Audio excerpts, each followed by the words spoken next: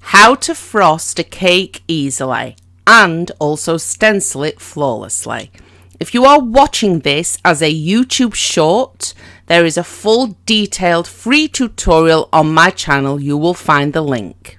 So just look at how stunning this is. Everything you need to know in a simplified format. First of all, let me introduce you to frost form. So if you're using a stencil, you will need the 6-inch round kit, as the stencils are only currently available for this size. However, all of the frostings can be used in any of the kits, and then you just decorate your cake appropriately. So what do we have here?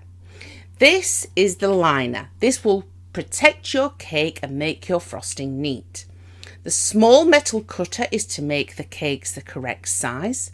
We then have the base to place the actual cake on, and that clear white piece of plastic literally holds everything together. Now you've been introduced, let's prepare the cake. So, using the stainless steel metal cutter, simply cut the outer rim off all of your cakes. These are 6-inch freshly baked cakes, and you will find the recipe for this also on the channel. I will leave a link in the description. Taking the base of the frost form, add some buttercream and place the liner on top, and then simply add a bit more buttercream. This is for the cake to stick to. Place one layer of cake directly on your liner and add a filling of your choice. Your layers of cake can be as thick or as thin as you choose. I then add a second layer of cake before I take the frost form liner and I wrap this right around the cake. Now the reason I'm doing this is so that the cake is perfectly vertical and every single piece is bang in line with each other, including the buttercream. Once you have wrapped it round, if you take that cutter we used for the cake, you simply place this over the top and push it down, and then that cake is going nowhere. We are going to continue to stack it and then chill. Whilst it's in the liner, I add another layer of buttercream and my final layer of cake. Tidy it up a little and allow this to chill in a fridge. Now for the fun part, the super easy frosting. You will need 730 grams of white chocolate. Chop this up finely and place it into a bowl. This is from the official Frost Form website, and if you are doing cakes in different sizes, go directly to their site for the measurements of the ingredients required. Now, using 365 grams of butter, salted or unsalted, simply chop this up and add it to a bowl. All we're going to do is melt the butter gently in the microwave first before we add the chocolate. Now, before I make the frosting, I want to prepare my frost form.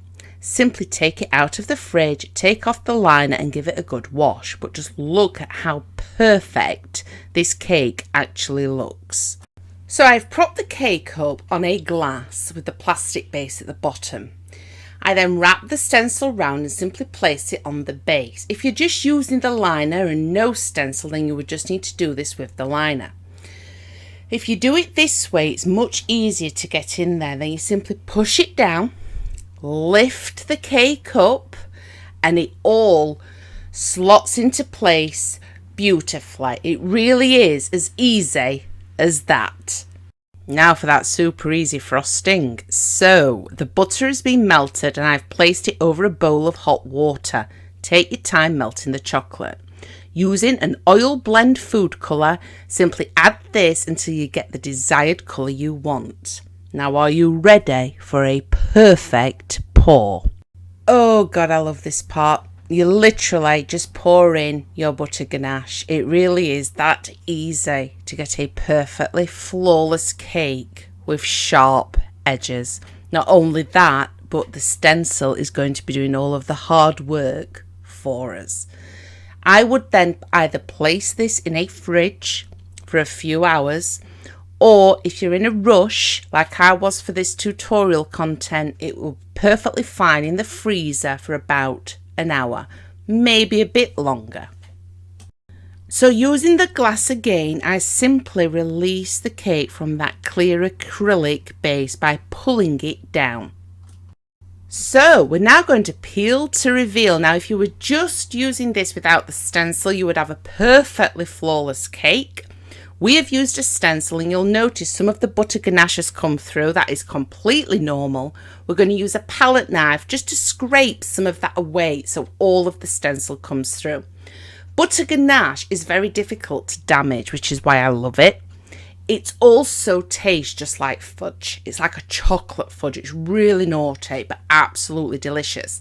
But the fact that it's more difficult to damage means you're less likely to accidentally damage your cake compared to American buttercream and Swiss meringue buttercream.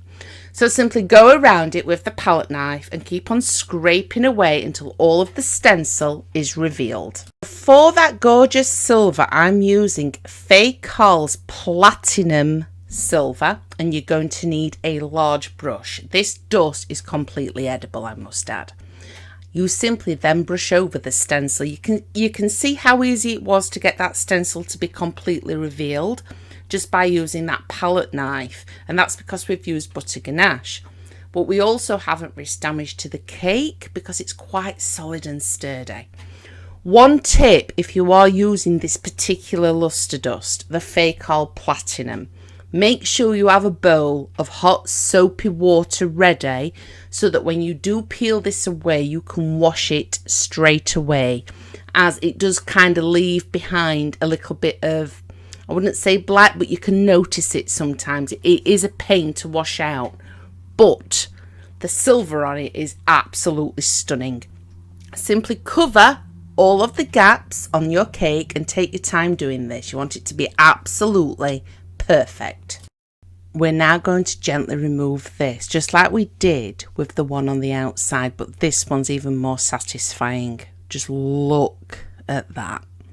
An absolutely flawless stencil.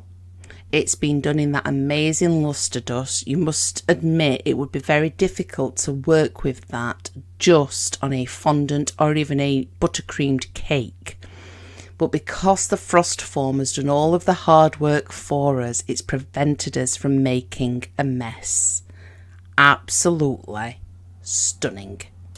Now, to release the cake from the base, all you need to do is place a cake drum on the top, flip it over. You take away the base and that small acrylic disc that was holding everything together. Place something underneath. It could be a cake drum, or in my case, I've used this larger acrylic disc for photo purposes. Flip it back over, and there you have it. This is why butter ganache is great to use, because it is very difficult to damage. Obviously, if this is going to be on a tiered cake, this is going to have to go directly onto that tiered cake very, very, very carefully, but you would have a cake board underneath because you don't want to be touching the sides of this. I then used a Wilton 2D piping nozzle on the top and simply added a few sprinkles. Let me know what you think in the comments, everyone. Thank you all for your amazing support, and I'll be back soon with more new, completely free content.